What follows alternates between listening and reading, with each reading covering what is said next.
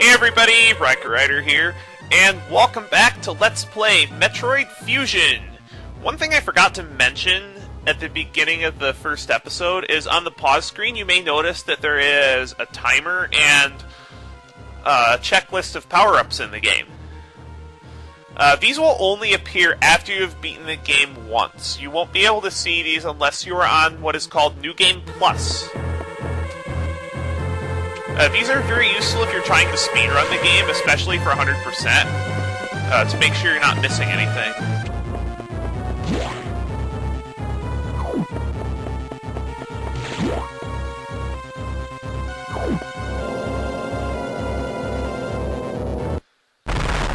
This scene scared the crap out of me when I was a kid, too.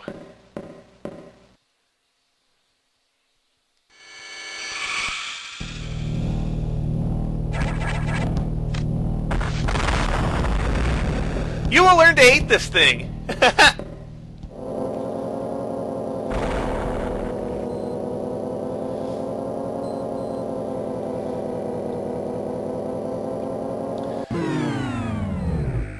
Yep, as soon as you go down the main elevator, that thing basically just destroys it, so you won't be able to return to the main deck for quite some time.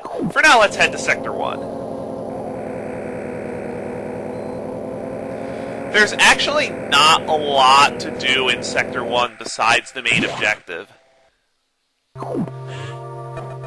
At the start of every sector, there are a navigation room, a save room, and a recharge room, all right next to each other.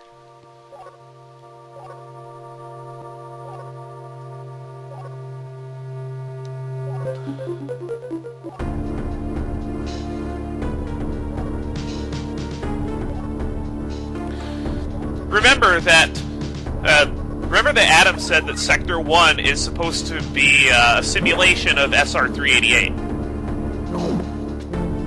This is going to be important for a plot point later as well.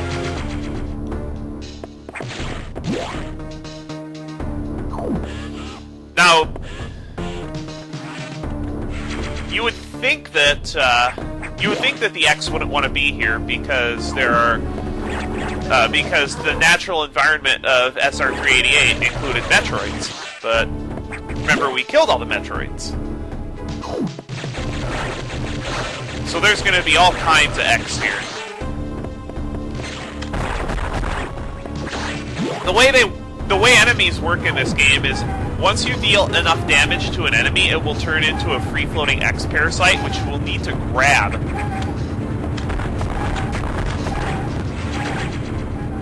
In order to prevent the enemy from respawning. Now, the way you progress through each of these rooms is shoot the atmospheric stabilizer, what, 3 times? Another thing I like about Metroid Fusion is the balance that is struck between all forms of weaponry. Like beams, missiles, all of it's useful.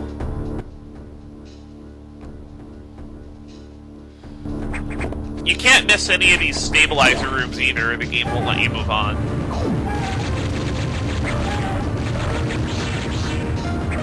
It's pretty easy to tell if there's a stabilizer, if you're in a stabilizer room, because the room flashes red and you'll be able to hear a fan blowing pretty loudly. Don't step on these blocks, because you'll fall through, they crumble. All it takes is 3 missiles to turn the stabilizer back on.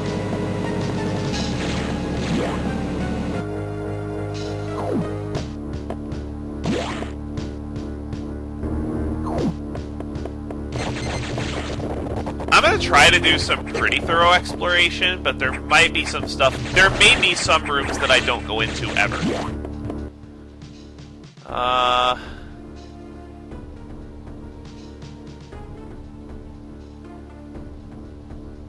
Yeah, there's a power-up I have to go back and get. I have a checklist in front of me for 100% for the most efficient, casual route there is through the game. A lot of these expansions that I'm picking up in a speedrun you wouldn't normally get until cleanup.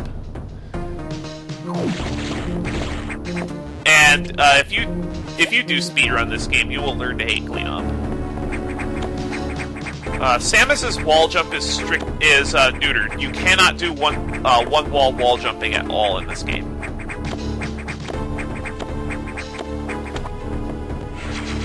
In a speedrun, you would come back here once you had space jump. Or no, not even then. You would come back here once you had once you're doing cleanup, because it's much faster and much easier to wall jump up there. Or not wall jump, space jump. What am I saying?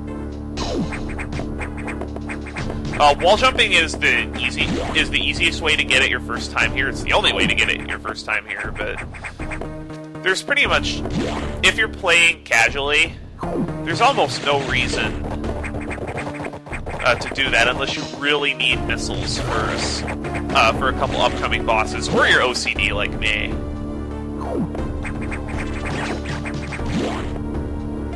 Now be careful when you're in this room, because it's very easy to fall into the lava and just die. It won't instantly kill you, but it will do a lot of damage. See, lava hurts in this game.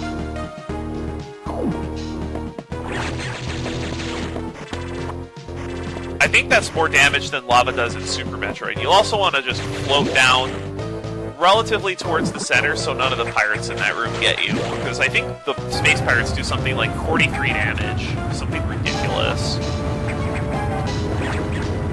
I don't know what I would do in this game without all the energy tanks.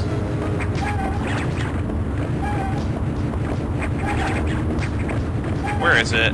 Oh, it's on the wall up here. All it takes is 3 missiles.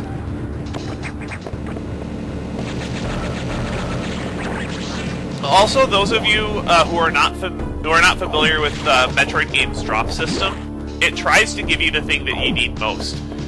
For instance, if you have full health, it will drop only missiles.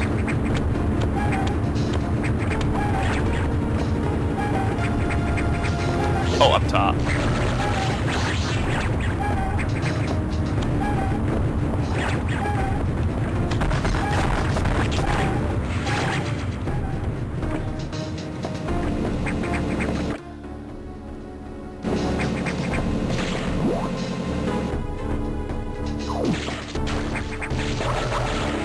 That should put us at 40 missiles. Let me look. Yeah, 40. Alright, we're good. Should have to use quite a few. That's one thing that I do kind of miss about Metroid Prime, is that save points refilled your health.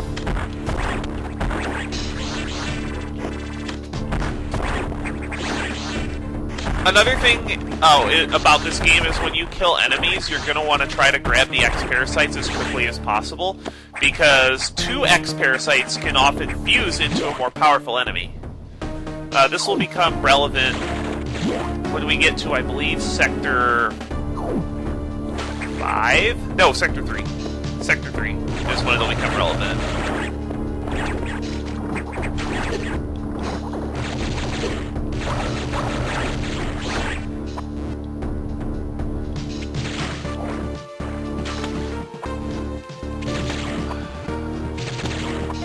Are those air? No, they're not air. I just have to go break them on the ladder.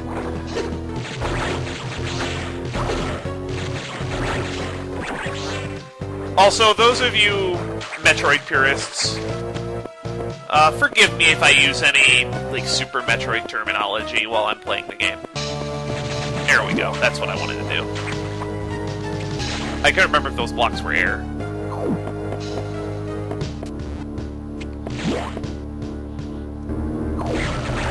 This is actually a nice refill room here, because once you go in here and kill all the enemies in the room, more X will come, and a lot of them you can just grab out of the air.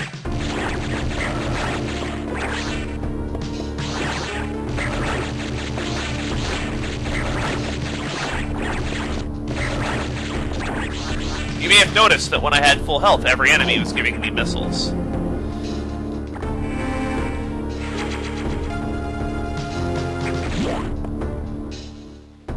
Oh.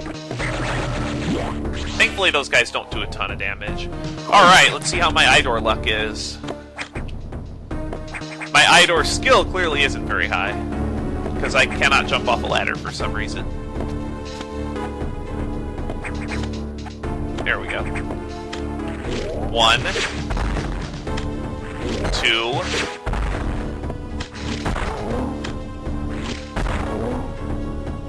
3. 3. That's average. Alright, in this room we're going to be fighting a different kind of Korax. This is called a Beam Korax.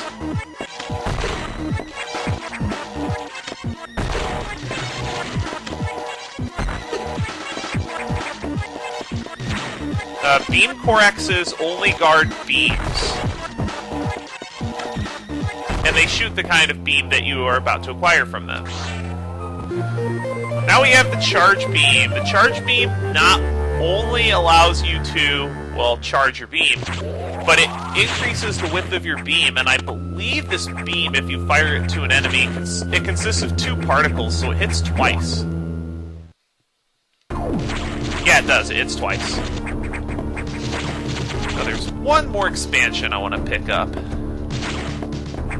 Right over here. Just gotta fire some missiles back here. I believe you also wait to get this during cleanup in a speedrun.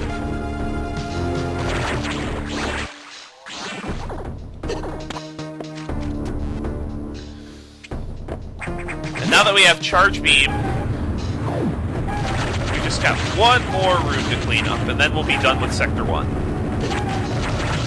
At the end of Sector 1, you should have 3 energy tanks and 45 missiles. Here we go, nice and clean.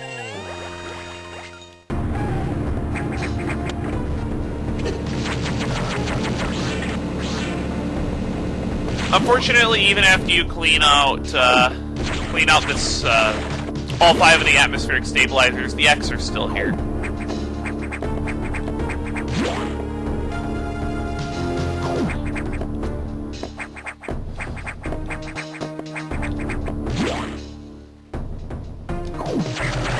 Well, now that our objective is complete,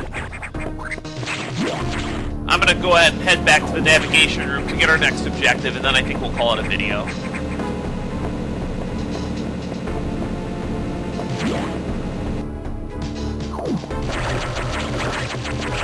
And Sector 1's pretty small. And we won't be coming back to Sector 1 for a while. There are a couple of power-ups we can get behind this door, which we'll be able to open fairly soon, but there's no point in coming back here. Because we're just gonna get it all during cleanup.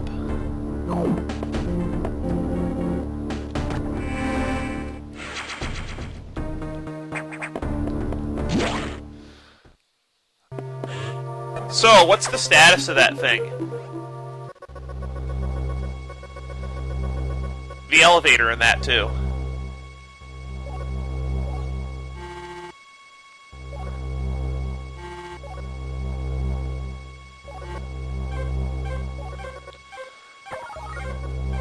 Alright, we have to head to Sector 2 because apparently there are a whole bunch of abnormalities, but we're going to save Sector 2 for next time on Let's Play Metroid Fusion. I'll see you guys later.